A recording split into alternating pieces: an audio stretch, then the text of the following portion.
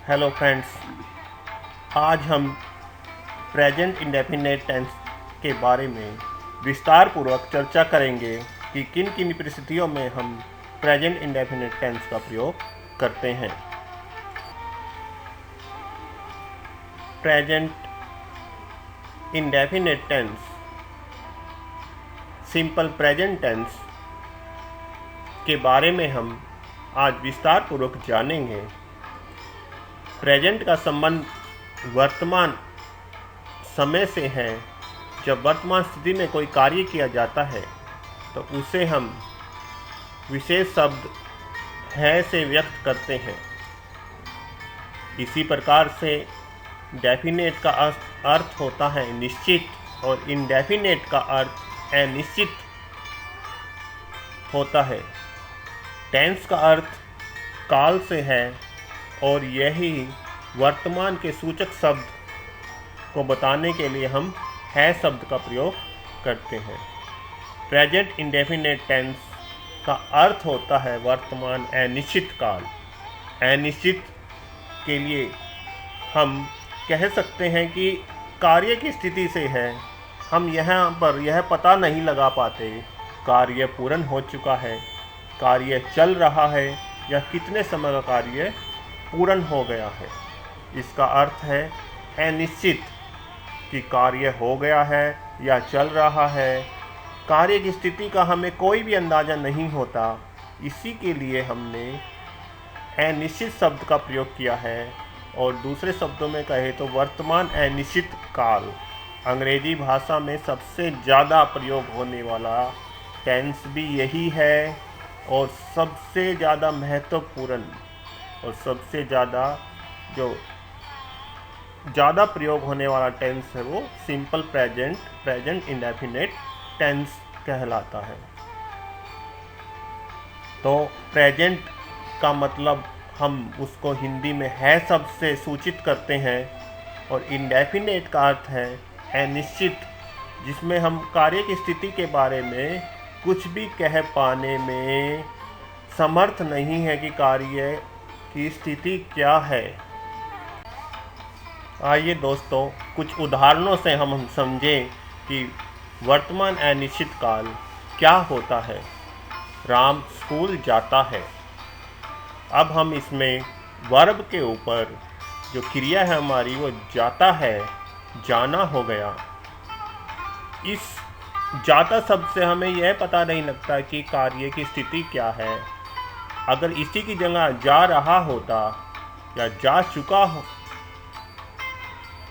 होता, जा लिया है या 5 मिनट से जा रहा है, इन शब्दों से हम कार्य की स्थिति को बता सकते हैं। परंतु स्कूल जाता है, कार्य की स्थिति क्या है, कार्य चल रहा है, पूर्ण हो गया है, इसका हम अंदाज़ा नहीं लगा सकते। तो इसी कारण से इसको वर्तमान में अनिश्चित काल कहा जाता है। जैसे कि बच्चे क्रिकेट खेलते हैं, इससे भी हमें कार्य की पूर्णता का, कार्य की निरंतरता का पता नहीं चल रहा है। इसी प्रकार से मोहन खाना खाता है। मोहन खाना खाता है, इससे भी हम कार्य की स्थिति का पता नहीं लगा पा रहे। तो ये सभी उदाहरण जो हैं वर्तमान अनिश्चित काल के हैं। इन वाक्यों से पता चलता है कि कार्य वर्तमान में है, परंतु कार्य की स्थिति क्या है उसका अंदाज़ा हमें नहीं लग पा रहा है। किस कारण से हम अनिश्चित स्थिति को ही वर्तमान अनिश्चित काल प्रेजेंट इंडेफिनेट टेंस के माध्यम से व्यक्त करते हैं। और इन वाक्यों की अगर एक सिंपल सी पहचान है तो अंत में ता है, ती है, ते, इस तरह से के शब्द आएंगे जिससे हम इनका अंदाज़ा लगा सकते हैं। पहचान होने के बाद हम दोस्तों इनके बारे में जानेंगे कि इसकी फॉर्मेशन कैसे होगी। रूल नंबर 1, सब्जेक्ट यानी कि कर्ता वो सबसे पहले आएगा, उसके बाद वर्ब की फर्स्ट फॉर्म और फिर ऑब्जेक्ट का प्रयोग हम इसमें करेंगे। जैसे कि ऊपर उदाहरण दिए गए हैं। तो दूसरे उदाहरण से सीखते हम वी ईट फूड। वी क्या है? सब्जेक्ट, फूड हमारा ऑब्जेक्ट है और ईट जो है वर्ब की फर्स्ट फॉर्म है। तो हम खाना खाते हैं। इस तरह से हम इसका फॉर्मेशन करेंगे। दूसरा sentence, children play cricket. Children play cricket. Children हमारा सब्जेक्ट है, प्ले वर्ब है, वर्ब की फर्स्ट फॉर्म का प्रयोग हमने किया है और क्रिकेट हमारा ऑब्जेक्ट है। यही ऑर्डर होगा जिसके बारे में विस्तार से टेंस वाले लेक्चर में हम डिटेल से बता चुके हैं। आप डिस्क्रिप्शन में उसके बारे में भी देख सकते हैं कि टेंस में किन किन बातों के बारे में बताया गया है। They go to school. They go to school. They हमारा सब्जेक्ट है, गो वर्ब है, स्कूल हमारा ऑब्जेक्ट है, तो वे स्कूल जाते हैं। आई रीड बुक। आई हमारा सब्जेक्ट है, रीड की फर्स्ट फॉर्म रीड और बुक हमारा ऑब्जेक्ट है। मैं पुस्तक पढ़ता हूँ। तो हम वर्तमान में अनिश्चित काल में सिंपल वाक्य अफर्मेटिव को बनाने के लिए हमें सब्जेक्ट, वर्ब और ऑब्जेक्ट का प्रयोग करना होगा। वर्ब की फर्स्ट फॉर्म का प्रयोग प्रेजेंट इंडेफिनिट टेंस में होगा। दोस्तों, अब हम प्रेजेंट इंडेफिनिट टेंस में अफर्मेटिव सेंटेंस के बाद नेगेटिव सेंटेंस के बारे में विस्तार पूर्वक जानेंगे। नेगेटिव का अर्थ होता है नकारात्मक, यानी कि नहीं का भाव होता है। तो हमारा रूल नंबर 2 जो आज हमें बता रहा है कि नेगेटिव सेंटेंस की फॉर्मेशन प्रेजेंट इंडेफिनिट टेंस में सब्जेक्ट और उसके बाद हम डू हेल्पिंग वर्ब का प्रयोग करेंगे प्लस नोट। नेगेटिव है तो नोट का प्रयोग होगा और फिर वर्ब की फर्स्ट फॉर्म और ऑब्जेक्ट का प्रयोग होगा। Subject plus do plus not plus verb की फर्स्ट फॉर्म प्लस ऑब्जेक्ट। उदाहरण देखिए, हम खाना नहीं खाते हैं। We do not eat food. We do not eat food. We हमारा सब्जेक्ट है, डू हमारी हेल्पिंग वर्ब है, नॉट नकारात्मक भाव को बताने के लिए है, ईट वर्ब की फर्स्ट फॉर्म है, फूड हमारा ऑब्जेक्ट है। Children do not play cricket. बच्चे क्रिकेट नहीं खेलते हैं। Children do not play cricket. Children plus do plus not verb की फर्स्ट फॉर्म और cricket. I do not read book. I do not read book. मैं पुस्तक नहीं पढ़ता हूँ। I plus do plus not read और बुक कि I do not read book. इस तरह से हम इसकी फॉर्मेशन करेंगे। They do not go to school. They do not go to school. They plus do plus not plus go to school object, वे school नहीं जाते हैं। तो दोस्तों, हमने इसमें सीखा कि किस प्रकार से नेगेटिव सेंटेंस की फॉर्मेशन जो होगी subject plus do plus not plus verb की फर्स्ट फॉर्म ऑब्जेक्ट, यानी कि वर्ब की फर्स्ट फॉर्म का हम इसमें प्रयोग करेंगे। जो विशेष बात है, हम डू की हेल्पिंग वर्ब के तौर पर प्रयोग करते हैं। दोस्तों, अब हम इंटेरोगेटिव सेंटेंस, प्रश्नवाचक वाक्य, प्रेजेंट इंडेफिनिट टेंस के बारे में जानेंगे कि किस प्रकार से इसकी फॉर्मेशन होगी।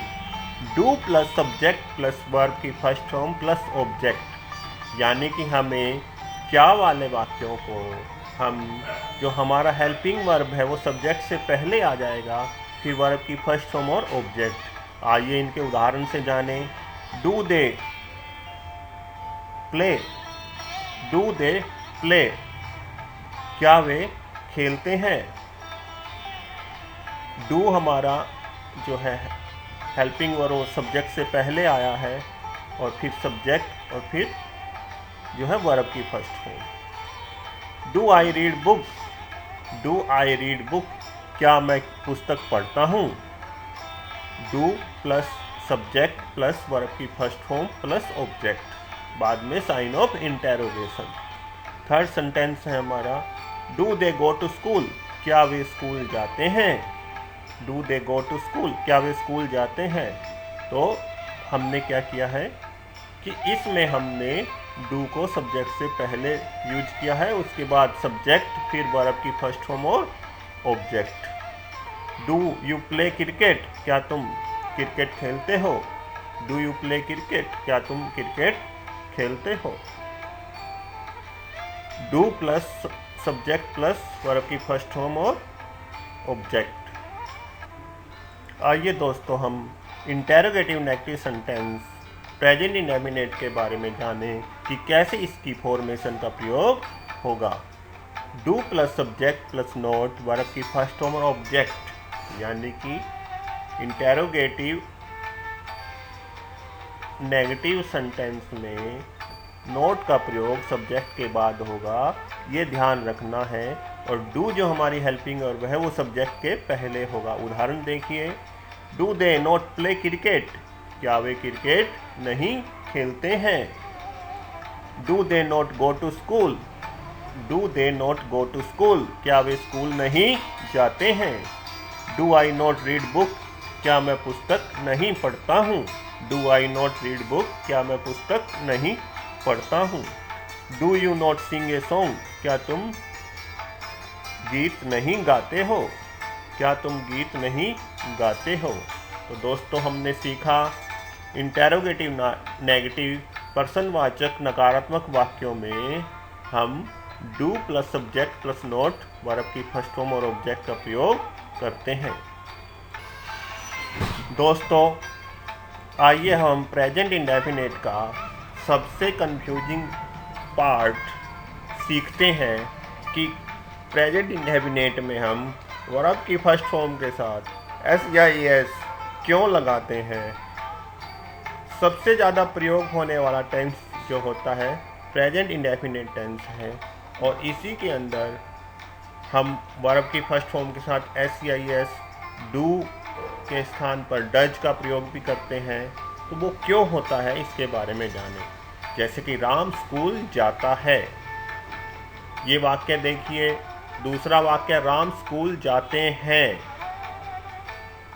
इस वाक्य को देखिए। बच्चा खाना खाते हैं, राम क्रिकेट खेलते हैं। यानी कि पहला वाक्य देखिए, राम स्कूल जाता है, सब्जेक्ट एक वचन है, वर्ब जाता है, ये बताया है, तो ये वाक्य सही है।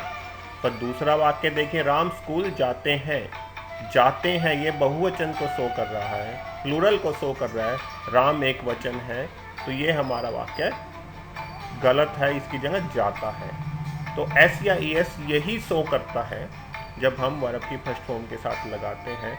जैसे बच्चे खाना खाता है, यहाँ पर बच्चे बहुवचन है और हम खाता है लिख रहे हैं, तो वो इसकी जगह खाते हैं लिखना चाहिए था। तो ये प्लूरल के साथ प्लूरल रूप में हम वर्ब का प्रयोग करते हैं। जैसे राम क्रिकेट खेलते हैं, राम एक वचन है, खेलते हम प्लूरल सेंस में प्रयोग कर रहे हैं, जबकि यहाँ पर खेलता है होना चाहिए था। अंग्रेजी भाषा में क्या होगा उसके बारे में जानिए कि एक वचन सब्जेक्ट के साथ वर्ब भी एक वचन होगी। बहुत ही महत्वपूर्ण सूत्र है दोस्तों, इसके बारे में थोड़ा ध्यान से सुनना। बहुवचन सब्जेक्ट के साथ वर्ब बहुवचन होगी, यानी कि सब्जेक्ट हमारा एक वचन होगा तो वर्ब भी एक वचन होगी। बहुवचन सब्जेक्ट के साथ वर्ब भी बहुवचन होगी। जैसे कि वर्ब है सिंग, राइट, गो। अब ये बताइए दोस्तों कि ये सिंगुलर है या प्लूरल। हाँ, तो हम इसको क्या कहेंगे कि ये सिंगुलर है, परंतु ऐसा नहीं है। वर्ब अपने आप में क्या होती है, सिंग लिखा है, राइट लिखा है, गो लिखा है, तो ये प्लूरल है। इसका आंसर हमारा क्या होगा, प्लूरल। तो वर्ब को हम सिंगुलर कैसे करेंगे, वर्ब सिंगुलर कैसे बनती है उसके लिए हमें क्या करना होगा, बहुत ही सिंपल है दोस्तों, कि उसके लिए हम वर्ब की फॉर्म के साथ, फर्स्ट फॉर्म के साथ एस या ई एस का प्रयोग करते हैं। और यही कन्फ्यूजन है दोस्तों, प्रेजेंट इंडेफिनिट टेंस में हम वर्ब की फर्स्ट फॉर्म के साथ एस या ई एस कहाँ लगाना है, कहाँ नहीं लगाना है, यही इस कॉन्सेप्ट से क्लियर होता है। जैसे सिंग्स, राइट्स, गोज, स्पीक्स, ये क्या है, सिंगुलर है। ये वर्ब क्या है, सिंगुलर है। अगर ये सिंग होता तो ये प्लूरल होती। तो यही हमने सीखा है दोस्तों। तो आइए अब हम सीखते हैं प्रेजेंट इंडेफिनिट टेंस में थर्ड पर्सन सिंगुलर, यानी कि सिंपल हम सरल शब्दों में कहें, शॉर्टकट कहें, ही, सी, इट और एक वचन संज्ञा के साथ, जैसे कि राम, मोहन के साथ हमने वर्ब की फर्स्ट फॉर्म के साथ एस या ई एस लगाना है। जैसे कि उदाहरण देखिए, ही प्लेस क्रिकेट। ही सब्जेक्ट है हमारा, थर्ड पर्सन है, सिंगुलर है, तो उसके साथ वर्ब भी सिंगुलर होनी चाहिए। तो हमने प्ले के साथ एस लगा दिया, तो प्लेज हो गया क्रिकेट। नेगेटिव सेंटेंस में वह क्रिकेट नहीं खेलता है, तो सब्जेक्ट प्लस हमने यहाँ क्या किया, जैसे कि हमने पहले डू का प्रयोग किया था उसके साथ हमने ई एस का प्रयोग करके डज हो गया, क्योंकि वो सिंगुलर बना दिया हमने। यहाँ पर हमने वर्ब की फॉर्म के साथ प्रयोग किया था पहले, अब हमने हेल्पिंग वर्ब के साथ एस या ई एस का प्रयोग करके फिर नोट का प्रयोग किया वर्ब की फर्स्ट फॉर्म और object. He does not play cricket. Third वाक्य कि क्या वह क्रिकेट खेलता है, तो हमने डज को बाहर रख दिया, डज ही प्ले क्रिकेट। दूसरा एग्जाम्पल, सी लर्न्स इंग्लिश। सी एक वचन है, तो वर्ब को भी हमने एक वचन में रखना है, सी लर्न इंग्लिश। नेगेटिव में सी डज नॉट लर्न इंग्लिश, यानी कि हमने डज का प्रयोग डू के साथ एस या ई एस का प्रयोग किया, जो कि हमने पहले वर्ब की मेन वर्ब के साथ प्रयोग किया था। सी डज नॉट लर्न इंग्लिश, वह इंग्लिश नहीं सीखती है। डज सी लर्न इंग्लिश, क्या वह इंग्लिश सीखती है। तीसरा वाक्य देखिए, तो सब्जेक्ट से पहले प्रश्नवाचक बनाने के लिए हमने डज का प्रयोग कर दिया है।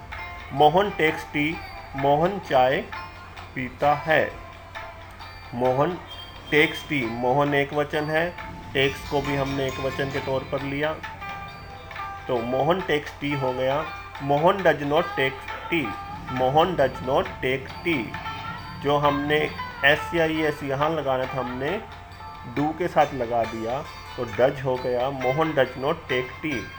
डज मोहन टेक टी, क्या मोहन चाय पीता है। प्रश्नवाचक वाक्य इस तरह से हमने बनाया है। आइए दोस्तों, हमने अब तक जो सीखा है उसे एक टेबल के माध्यम से सीखें, एक वाक्य का उदाहरण लेकर। प्रेजेंट इंडेफिनिट के 4 प्रकार के बारे में हमने जाना, affirmative, negative, interrogative, interrogative negative, सकारात्मक, नकारात्मक, प्रश्नवाचक, प्रश्नवाचक नकारात्मक। तो यहाँ पर हमने 2 टेबल दी गई है। पहली टेबल में जब हमारा subject first person singular plural हो, सेकंड पर्सन हो singular plural, third person plural हो या बहुवचन संज्ञा हो, तो हम जो हमारी फॉर्मेशन होगी वो इस प्रकार से होगी कि फर्स्ट में सब्जेक्ट, वर्ब की फर्स्ट फॉर्म और object. We eat food. Negative में हम डू का प्रयोग करेंगे, we do not eat food. Interrogative में डू वी ईट फूड, क्या हम खाना खाते हैं। डू हेल्पिंग वर्ब का प्रयोग हुआ है सब्जेक्ट से पहले। इंटेरोगेटिव नेगेटिव में do we not eat food, क्या हम खाना नहीं खाते हैं। आइए सीखें अब, सब्जेक्ट जब सिंगुलर हो, third person, he see it हो या एक व्यक्ति का नाम हो, तो उदाहरण देखिए, राम ईट्स फूड। एस या एस का प्रयोग हमने करना है। राम एक वचन है, वर्ब को भी एक वचन बनाना है, तो एस का प्रयोग कर दिया। राम ईट्स फूड, राम नकारात्मक में Ram does not eat food, यहाँ हमने डू का प्रयोग किया है, यहाँ पर डज का प्रयोग किया है। तो एस या एस हमने एक वचन को बनाने के लिए मेन वर्ब के साथ लगाकर हेल्पिंग वर्ब के साथ लगाया है। Ram does not eat food. तीसरा वाक्य है डज राम ईट फूड, क्या राम भोजन खाता है। तो एस या एस हमने हेल्पिंग वर्ब के साथ लगाकर सब्जेक्ट वर्ब की मेन फॉर्म और ऑब्जेक्ट का प्रयोग करके क्या राम खाना खाता है, क्या राम खाना नहीं खाता है। Does Ram not eat food, क्या राम खाना नहीं खाता है। आइए दोस्तों हम जानें कि प्रेजेंट इंडेफिनिट टेंस का प्रयोग हम किन किन परिस्थितियों में कर सकते हैं, कहाँ कहाँ इसका प्रयोग हमें करना होता है। प्रेजेंट इंडेफिनिट टेंस सबसे ज़्यादा प्रयोग होने वाला टेंस है और इसका विभिन्न परिस्थितियों में हम प्रयोग करते हैं। आइए कुछ परिस्थितियों को हम जानें। सबसे पहला जो इसका प्रयोग है, रनिंग कमेंट्री और ब्रॉडकास्टिंग और playing match like cricket match, यानी कि हम आंखों देखा हाल किसी वस्तु का प्रसारण, किसी जैसे कि उदाहरण के तौर पर किसी मैच, क्रिकेट मैच का हम इसमें सीधा प्रसारण बताने के लिए या आंखों देखा हाल वर्णन करने के लिए हम इसका प्रयोग करते हैं। दूसरा प्रयोग इम्पेरेटिव सेंटेंसेस, जिसमें सब्जेक्ट अंडरस्टूड होता है। हम किसी को आदेश, प्रार्थना और रिक्वेस्ट करते हैं, उनके अंदर हम भी प्रेजेंट इंडेफिनिट टेंस का प्रयोग करते हैं। जैसे ओबे द एल्डर्स, अपने बड़ों का आदर करो, इसमें हमने प्रेजेंट इंडेफिनिट टेंस का प्रयोग किया है। सब्जेक्ट इसमें अंडरस्टूड होता है। Do not hate the poor, गरीबों से नफरत मत करो। Do not hate the poor, गरीबों से नफरत मत करो, प्रेजेंट इंडेफिनिट टेंस का प्रयोग किया है। नेवर टेल ए लाई, कभी झूठ मत बोलो, इसमें भी हमने प्रेजेंट इंडेफिनिट टेंस का प्रयोग किया है। तो कहने का तात्पर्य है इम्पेरेटिव सेंटेंसेस के अंदर प्रेजेंट इंडेफिनिट टेंस का प्रयोग करते हैं। प्रेजेंट इंडेफिनिट टेंस का प्रयोग हम habitual action, daily routine work के लिए भी करते हैं। कोई आदतन किया जाने वाला कार्य या दैनिक तौर पर रोज किया जाने वाले कार्य के लिए भी करते हैं हम। आइए देखें, जैसे Sohan always get up early in the morning, Sohan प्रतिदिन सुबह जल्दी उठता है। तो आदतन किया जाने वाला कार्य है, दिनचर्या से संबंधित है, तो ऐसे वाक्यों को हम प्रेजेंट इंडेफिनिट टेंस में बताते हैं। She does not tell a lie, वह कभी झूठ नहीं बोलती है। तो आदत से किया जाने वाला कार्य हम इनको प्रेजेंट इंडेफिनिट टेंस में प्रयोग करते हैं। प्रेजेंट इंडेफिनिट टेंस में अक्सर इन शब्दों का प्रयोग होता है, वो है always, never, seldom, sometimes, every day, daily, every week, every month, once a week, twice week, यानी कि इन शब्दों का प्रयोग हम अधिकतर प्रेजेंट इंडेफिनिट टेंस में करते हैं। इन एडवर्ब्स को हम प्रेजेंट इंडेफिनिट टेंस में प्रयोग किया जाता है। प्रेजेंट इंडेफिनिट का एक प्रयोग सामान्य सत्य, जो जनरल ट्रुथ है, स्थायी सत्य को व्यक्त करने के लिए इसका प्रयोग किया जाता है। जो यूनिवर्सल ट्रुथ जिसे हम कह सकते हैं, परमानेंट ट्रुथ, जैसे कि the sun rises in the east, सूर्य पूर्व में उदय होता है, स्थायी सत्य है, जनरल ट्रुथ है। The earth revolves around the sun, कि पृथ्वी सूर्य के चारों ओर घूमती है। दोस्तों आइए कुछ उदाहरणों से हम इस टेंस का अभ्यास करें ताकि हम विभिन्न कॉन्सेप्ट को क्लियर कर लें। पहला वाक्य है, वह सदा छाता लेकर चलता है। वह सदा छाता लेकर चलता है। हमारा सब्जेक्ट है ही, और एक वचन है, थर्ड पर्सन सिंगुलर है, तो वर्ब की फर्स्ट फॉर्म का प्रयोग होगा, उसके साथ SEIS का प्रयोग होगा। ही always carry umbrella with him. He always carry umbrella with him. दूसरा उदाहरण, वे कभी व्यायाम नहीं करते हैं। वे कभी व्यायाम नहीं करते हैं। सब्जेक्ट हमारा दे है, जो कि थर्ड पर्सन जो है प्लूरल है, तो वर्ब की फर्स्ट फॉर्म का प्रयोग होगा। They never do exercise. They never do exercise. वह दैनिक भास्कर अखबार प्रतिदिन पढ़ता है। ही सब्जेक्ट हमारा वर्ब की फर्स्ट फॉर्म के साथ SEIS का प्रयोग करते हैं। ही daily reads Dainik Bhaskar newspaper. ही daily reads Dainik Bhaskar newspaper. पक्षी आकाश में उड़ते हैं। पक्षी आकाश में उड़ते हैं। पक्षी जो है हमारे बहुवचन है, तो वर्ब की फर्स्ट फॉर्म का प्रयोग होगा। Birds fly in the sky. Birds fly in the sky. क्या तुम्हें सर्दी लगती है? सेकंड पर्सन है हमारा, तो वर्ब की फर्स्ट फॉर्म का प्रयोग होगा। वाक्य प्रश्नवाचक है, तो हम डू का प्रयोग सब्जेक्ट से पहले करेंगे। Do you feel cold? Do you feel cold? हम भगवान से प्रार्थना नहीं करते हैं। फर्स्ट पर्सन प्लूरल है, तो हम subject plus do plus not verb की first form. We do not pray to God. We do not pray to God. क्या आप पड़ोसी की प्राय शिकायत करते हो? क्या आप पड़ोसी की प्राय शिकायत करते हो? Do you generally complain your neighbour? Do you generally complain your neighbour?